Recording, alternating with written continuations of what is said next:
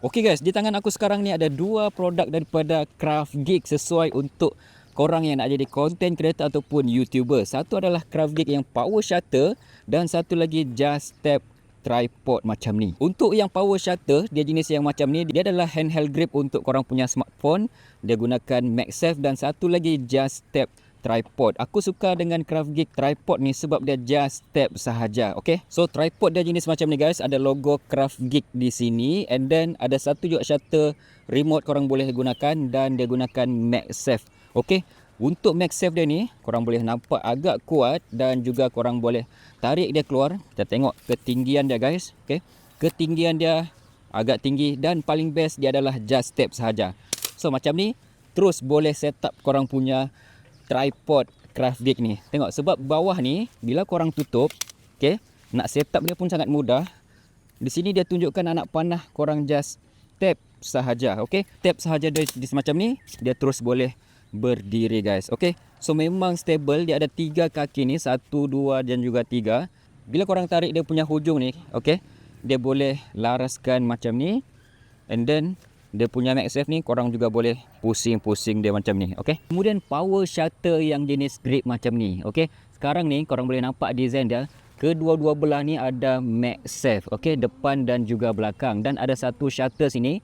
Korang boleh gunakan ibarat korang pakai DSLR. Okay, contoh ni korang punya smartphone kan, korang boleh tap sini dan dia akan jadi power bank juga guys. Okay, grip dia pun agak selesa kalau korang gunakan.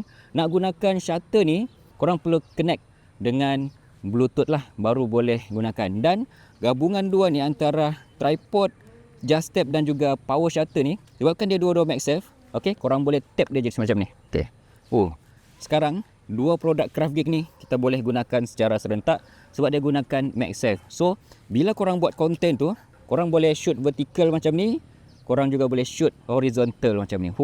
Nampak lagi syahdu kan. Okay, so bila korang nak gunakan tripod ni, korang boleh just tap sahaja macam ni. See, senang korang nak buat konten macam ni. Nice. Magnet power shutter ni pun agak kuat guys. Okay, korang boleh nampak sini.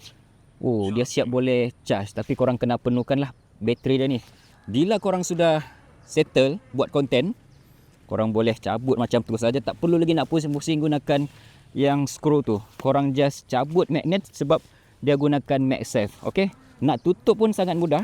Korang just buat macam ni, and then yang ni korang tolak ke bawah. Alright, dia taklah terlalu panjang. Korang boleh letakkan di bag macam ni guys. Nak guna bila-bila masa, korang boleh just tarik macam ni, and then korang tap. See, sangat mudah untuk korang gunakan tripod daripada Craft Geek ni. Okay, jadi korang boleh dapatkan tripod daripada Craft Geek ni. Kualiti dia memang sangat cantik.